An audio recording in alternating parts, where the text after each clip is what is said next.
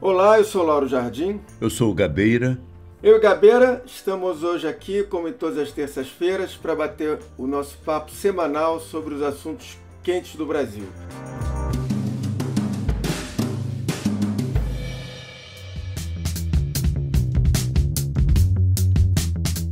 Hoje a gente vai falar sobre dois temas. Primeiro, eu e o Gabeira vamos conversar sobre o que poderia ser resumido como o Bolsonaro contra a parede. Numa mesma semana, o Supremo determinou a abertura de um inquérito para investigar o presidente por prevaricação.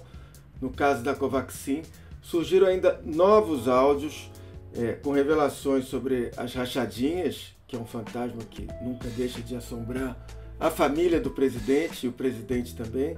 Tem ainda o líder do governo, o Ricardo Barros, que está sob ataque.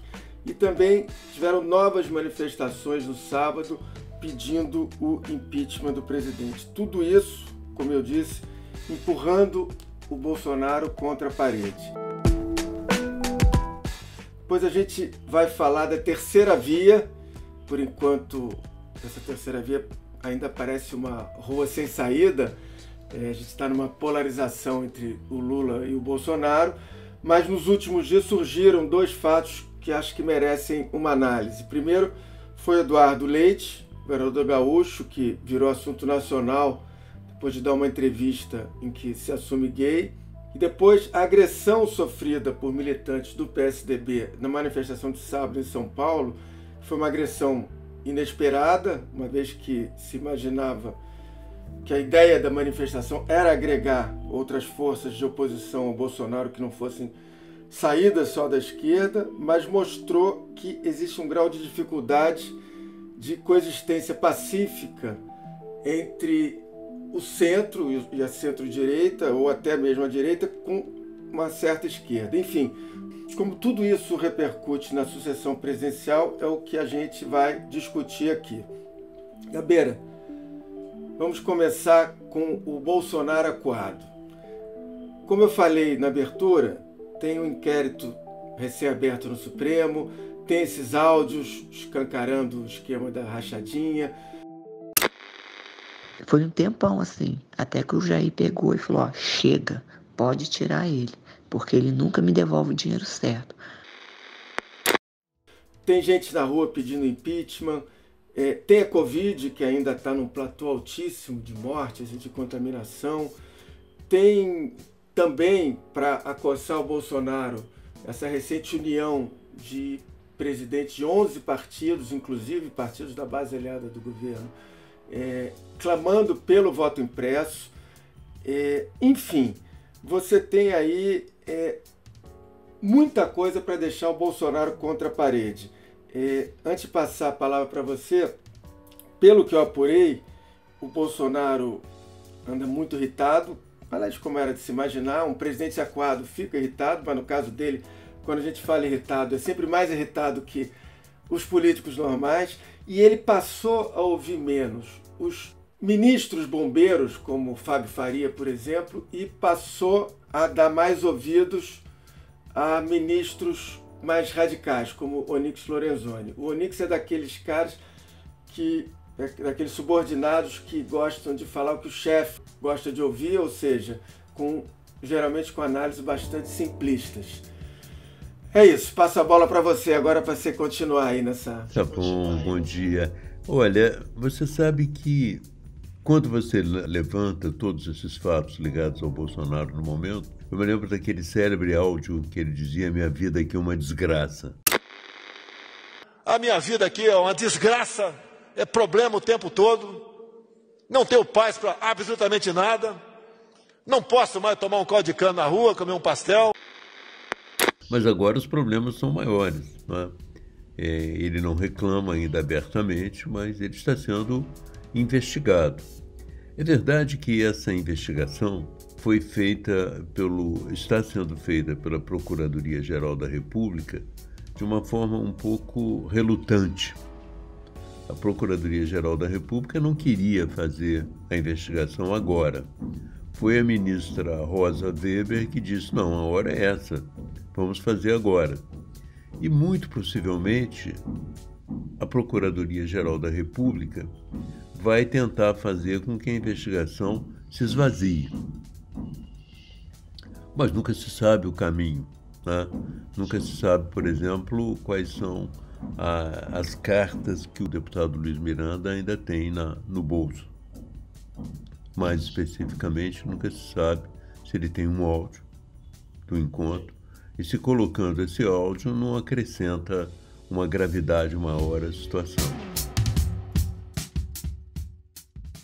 Além disso, há um aspecto que eu acho que valeria a pena considerar, que agrava também um pouco a situação, é que os militares que ele, e talvez em consonância com as Forças Armadas, colocaram no Ministério da Saúde, alguns deles, pelo que se indica aí, estão também um pouco envolvidos nas denúncias. Exato. Então, agrava-se ainda o fato de que a associação dele com os militares, uma associação que para os militares foi muito vantajosa em termos de recursos orçamentários, e inclusive recursos que deviam ir para a Covid, que acabaram indo para as Forças Armadas, o que é uma coisa grave, né? Ele está jogando todo o dinheiro que ele pode nas Forças Armadas.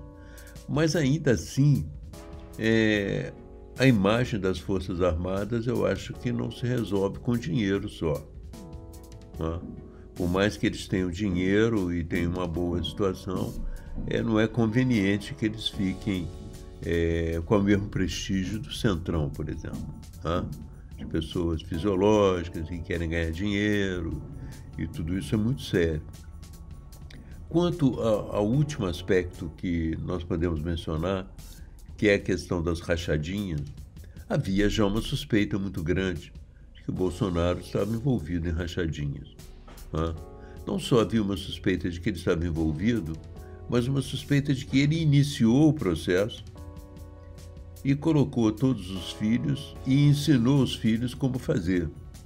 Na verdade, se você examinar o quadro de funcionários que havia entre eles, você observa que é um conjunto de familiares e há uma inter-relação entre eles, passam de um gabinete para outro. Então, isso mostra que o processo de rachadinha do qual acusam o Flávio Bolsonaro, e há também um processo acusando o Carlos Bolsonaro, não é uma coisa completamente estranha ao próprio Jair Bolsonaro. Não é?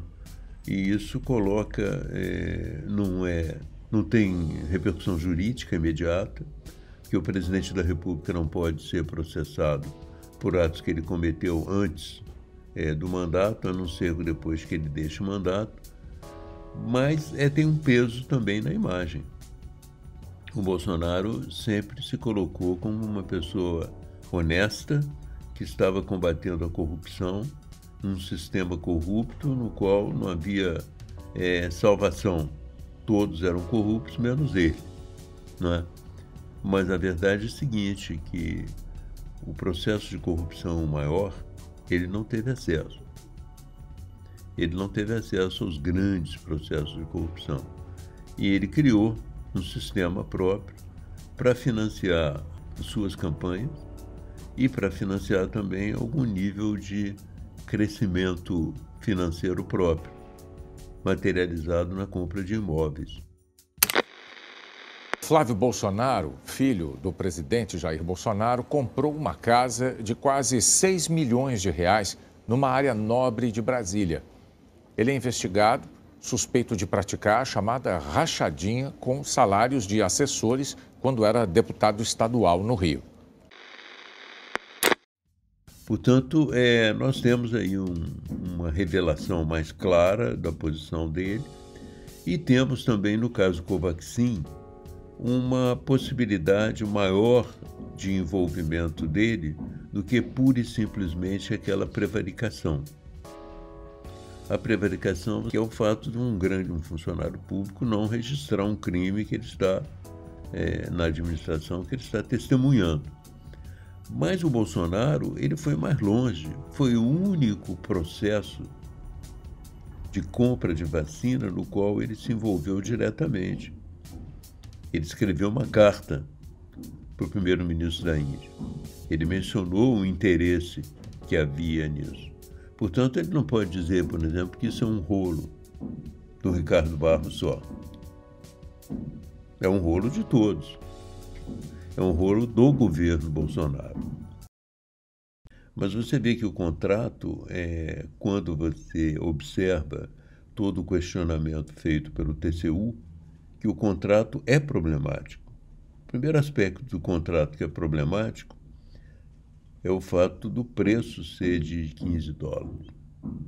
Porque o preço começou com 10 dólares e chegou a 15 dólares no contrato. Por que o preço vai crescendo ao longo do caminho? Será que são $1 para cá, outro dólar para lá, 25 cents para lá, que você tem que ir acrescentando para atender a todas as solicitações? Essa é uma pergunta. A outra pergunta que o TCU faz, e que é muito importante também para você entender o caso Covaxin, é por que a Global, a empresa que acabou dando origem à Precisa, a Global deu um cano no governo, quando o Ricardo Barros era ministro da Saúde, se transformou na Precisa e não houve nenhum questionamento de fazer um contrato com uma empresa que tinha esse nível de queimação no governo. É outra pergunta importante. A terceira pergunta importante, que eu acho que é fácil até de pesquisar, é exatamente conhecer o preço internacional da Covaxin. Será que todo mundo está pagando 15 dólares pela Covaxin, uma vacina que ainda não tem a terceira fase concluída? Uma vacina que não tem a sofisticação das vacinas da Pfizer e da Moderna, que são baseadas em medicina genética, e são mais baratas, um pouco mais baratas. O que houve realmente? Então, o caso da Covaxin é muito difícil de se explicar. Eu acho que por aí também o presidente vai ter que se explicar, mesmo se não houvesse a prevaricação. O fato de ele estar envolvido num contrato desse tipo. E, além do mais uma vez, né, como é que você pode explicar um contrato que não prevê um adiantamento de 45 milhões de dólares e esse adiantamento é colocado na mesa? Só não foi pago porque o irmão do Luiz Miranda reclamou. De onde surgiram esses 45 milhões de dólares de adiantamento? Não estão no contrato.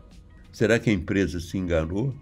Mas eu sempre digo, uma empresa que se engana com uma nota fiscal de 45 milhões de dólares, ela vai te mandar a vacina de febre amarela e vai mandar para o Peru. Acha que ela está totalmente enganada. Então, eu acho que é um caso realmente muito importante para ser avaliado. E isso complica também a situação do Bolsonaro. Sem contar o fato de que já existia e já existem muitos indícios de que o negacionismo dele complica a situação, que por causa do negacionismo dele, possivelmente 1/3 das mortes aconteceu. Não é? Mas você sabe como é o Brasil. Você acusa a pessoa de negacionista, é muito complicado para a pessoa entender. Até chegar na compreensão popular, o que é o negacionismo demora. Você acusa alguém de estar destruindo a Amazônia através de uma política de omissão e de estímulo, também é complicado, porque a Amazônia, você sabe, é muito distante e sempre houve incêndios lá, então as pessoas vão dizer, mas não dá para entender. Mas no Brasil, quando você acusa de corrupção, é diferente. Porque a corrupção nós todos somos doutores em conhecimento.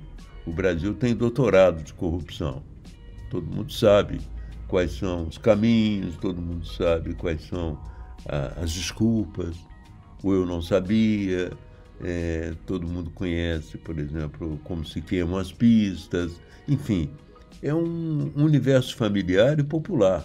Então, por isso que eu digo que, enquanto estava no verbo matar, por negacionismo, era mais difícil.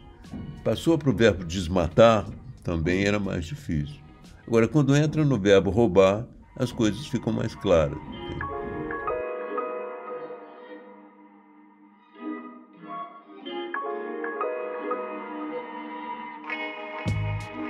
Gabeira, eu queria pegar um outro aspecto desse Bolsonaro acuado, que é a reação possível dele, porque ele vai reagir. Por exemplo, como ele tem a caneta nas mãos, ele pode usar essa caneta para essa reação.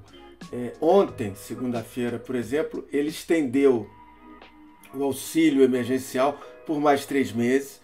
Ele pode subir o teto do novo, e vai fazer, do novo Bolsa Família. Pessoas que moram sozinhas recebem R$ 150. Mulheres, chefes de família, R$ 375. Para os demais beneficiários, o valor da parcela é de R$ 250. E ainda que ele apele para certa irresponsabilidade fiscal, coisa que ele não fez, justiça se faça, ele tem limites para esse pacote de bondades. E você tem ainda no país 14 milhões de desempregados, que vão continuar aí, segundo o consenso dos economistas, pelo menos essa taxa infelizmente não baixa nem no primeiro trimestre do ano que vem, mesmo com certa recuperação da economia.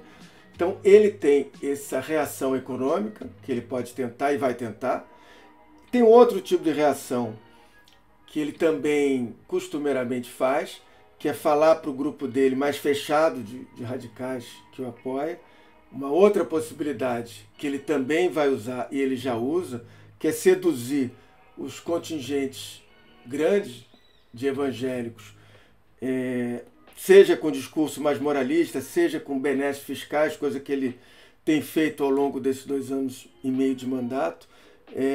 E quando eu falo direcionar o discurso dele para os mais radicais apoiadores, eu estou falando, por exemplo, dessa, que eu nem vou entrar em detalhes aqui, mas dessa baixaria inacreditável que ele perpetrou pelo Twitter na noite de domingo, que é uma história que era uma história meio cifrada, sem pé nem cabeça, história sem pé nem cabeça, que envolvia um ataque medonho ao ministro Luiz Roberto Barroso e que depois, com o método dele, foi repercutido pelas redes sociais bolsonaristas. Ele também vai falar no discurso dele e insistir nesse discurso golpista e calculado contra o voto digital. Vai insistir também nas motociatas. Sábado agora, em Porto Alegre, ele vai fazer uma. Enfim, essas são as reações possíveis que eu imagino nesse momento de um presidente acuado. Eu acho muito pouco para o tamanho do que ele está enfrentando, mas é o que se vislumbra que ele deve fazer aí. E radicalizando sempre, imagino eu. Compreendo esse raciocínio, eu compartilho. Eu apenas lembro que você ampliar um pouco o prazo do pagamento do auxílio emergencial não resolve o problema de prestígio criado com o próprio auxílio emergencial, por 2 razões. A primeira, porque houve um hiato no pagamento do auxílio emergencial que tirou um pouco do prestígio dele. O segundo, porque o auxílio emergencial era de R$ 600, muito pressionado pelo Congresso. E hoje a bandeira dos R$ 600 está com a oposição. A oposição na rua fala dos R$ 600. Então sempre vai ficar assim uma coisa de um auxílio emergencial que não é ainda aquele auxílio que as pessoas aspiram e que a bandeira acabou ficando nas mãos da oposição, entende?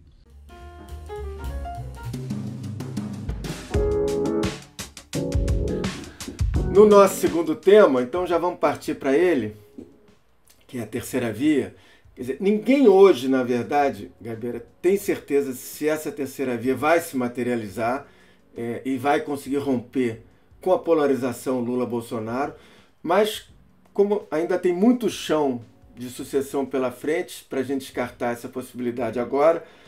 Ainda que seja obrigatório reconhecer que o Bolsonaro e o Lula hoje têm grupos bem definidos no eleitorado, apoiando os dois, mas na semana passada, por meio de uma declaração de cunho pessoal, mas também milimetricamente pensada, o governador do Rio Grande do Sul, Eduardo Leite, ele virou tema de todas as conversas quando ele se assumiu gay, na entrevista para o Pedro Bial.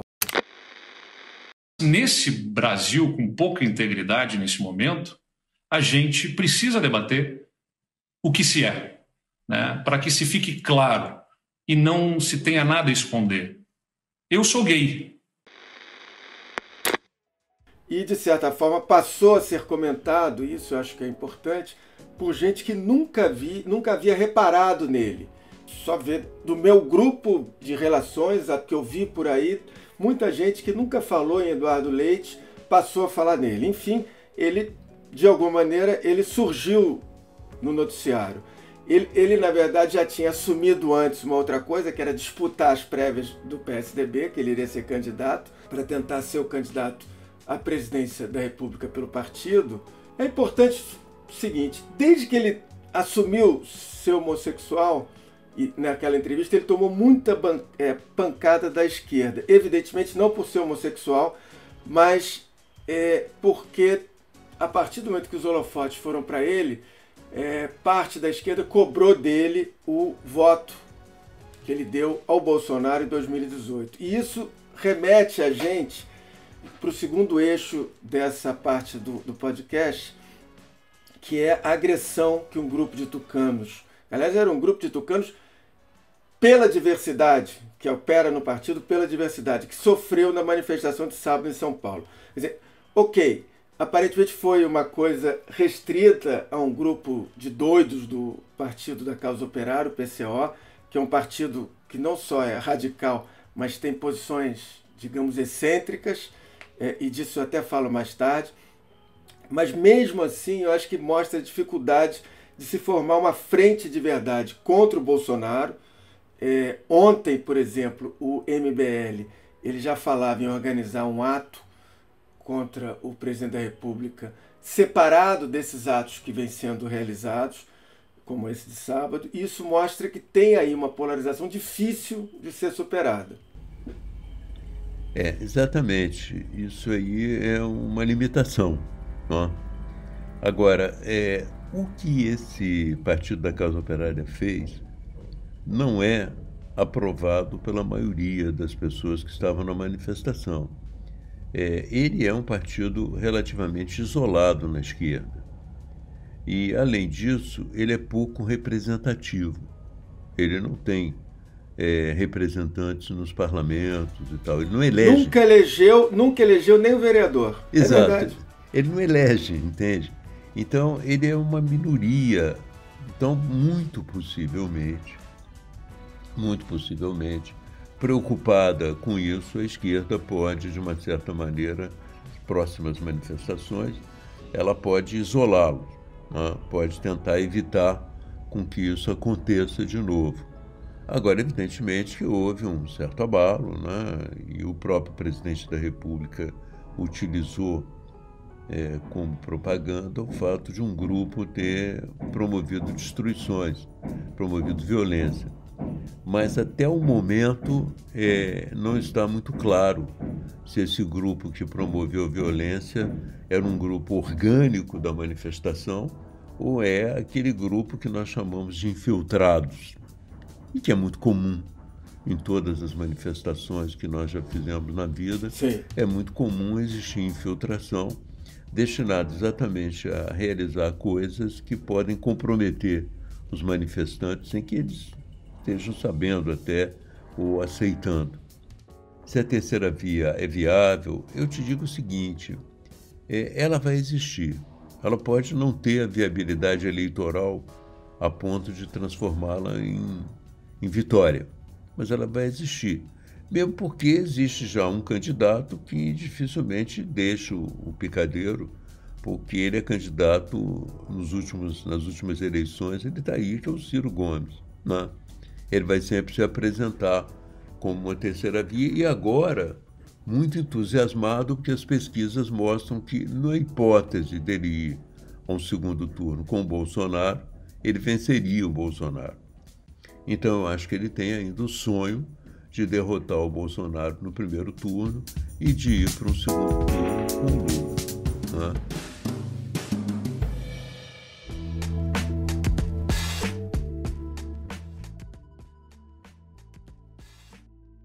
Além disso, existe uma demanda de uma terceira via, que é uma terceira via de centro-direita, né? Uma terceira via, porque o Ciro se coloca, até pelo partido que ele representa, como uma terceira via de centro-esquerda. E existe essa demanda também, essa possibilidade de uma terceira via de centro-direita. Alguém encarnar esse papel, né?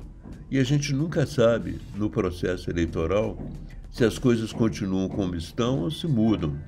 Você não sabe se alguém, de repente, pode se ver, por exemplo, Eduardo Leite era um desconhecido. Ele ficou mais conhecido de repente, né? Não a ponto, acho eu, ainda não a ponto de se viabilizar como um candidato forte, entende? Mas a ponto de se transformar num centro de atenção. Quer dizer, outros candidatos em potencial podem, de repente, numa ou outra situação, se transformarem também em centro de atenção. Então, você nunca sabe. Outra variável que eu acho importante é que a direita tem sofrido muitos embates, a extrema-direita, né? Tem sofrido muitos embates no mundo, né? Ela sofre embate na Hungria, sofre embate na Eslovênia, sofre embate na Polônia, mesmo na França, a Le Pen tem problemas. Então, pode ser que a dimensão do Bolsonaro seja possivelmente reduzida ao longo desse processo, que ele chegue a uma situação que eu compararia a uma situação semelhante ao que o Crivella chegou no Rio de Janeiro. O Crivella foi ao segundo turno, mas muito possivelmente, ou em certas situações, o Crivella quase não foi ao segundo turno. Então o Bolsonaro pode também, eventualmente, se o processo de degeneração do próprio governo avançar, ele está arriscado a não ir para o segundo turno. Não é certo hoje que ele vá para o segundo turno, embora seja um candidato fortíssimo a estar lá.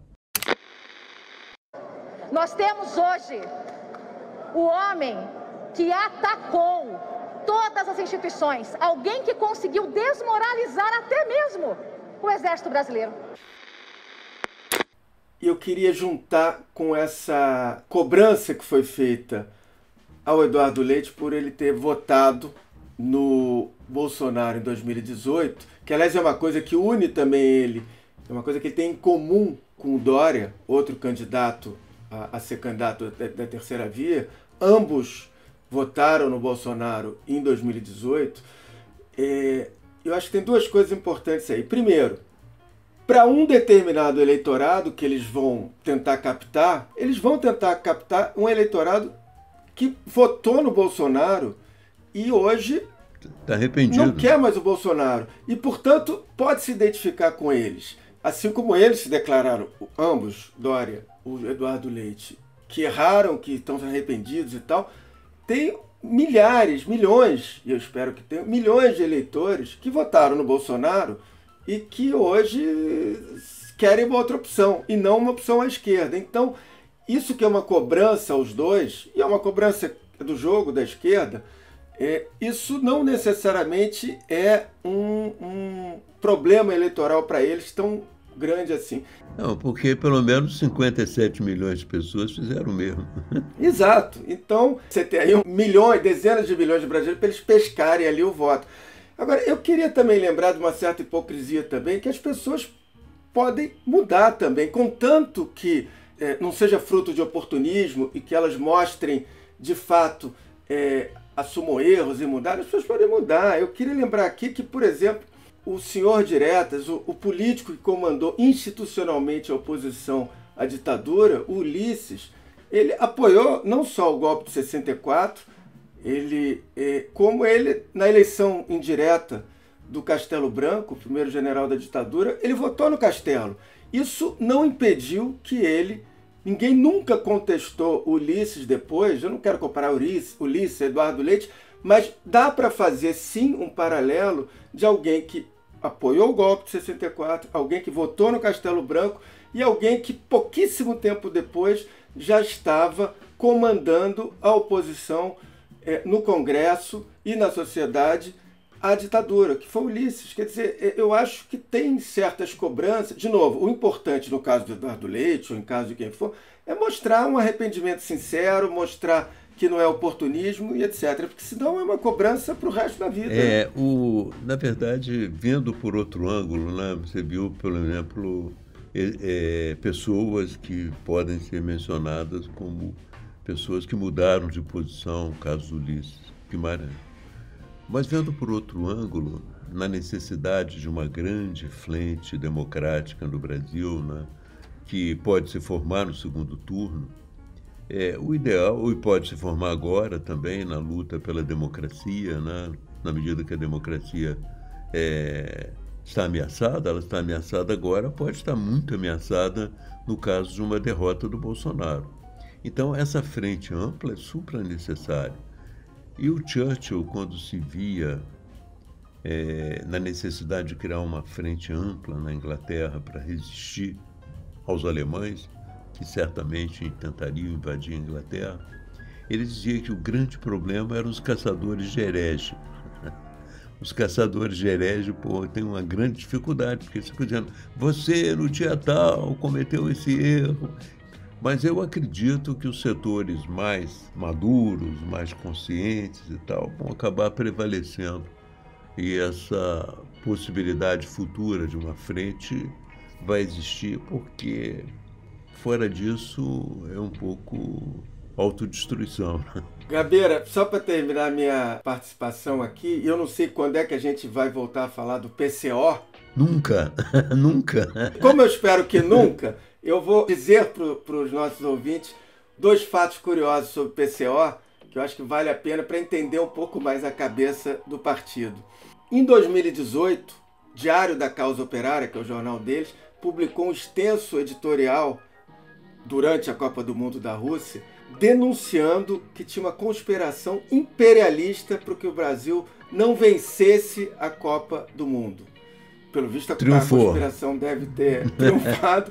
E em 2019, também o Diário da Causa Operária fez um artigo em que a direção do partido concluía que proibir os ataques homofóbicos nos estádios de futebol seria um ataque à liberdade de expressão, por isso ele defendia a manutenção dos ataques homofóbicos. Enfim, parece uma piada e é para rir, mas esse é o PCO. É claro. E que fez essa confusão toda no sábado em relação ao PSDB. Ali os ataques, foi um ataque homofóbico. Sim, foi, porque era o PSDB, era o PSDB da diversidade que estava lá. Exatamente. Valeu, meu amigo. Bom, está terminando o Lauro Gabeira de hoje. O Lauro Gabeira está disponível a partir das 5h30 da tarde, das terças-feiras, no site do Globo, no Spotify, no iTunes ou na sua plataforma preferida de podcast. E também pode ser ouvido na rádio CBN às 10h30 da noite, também às terças-feiras. Esse episódio teve edição da Fernanda Pontes e da Luciana Malini. Na terça-feira que vem, a gente está de volta. Tchau!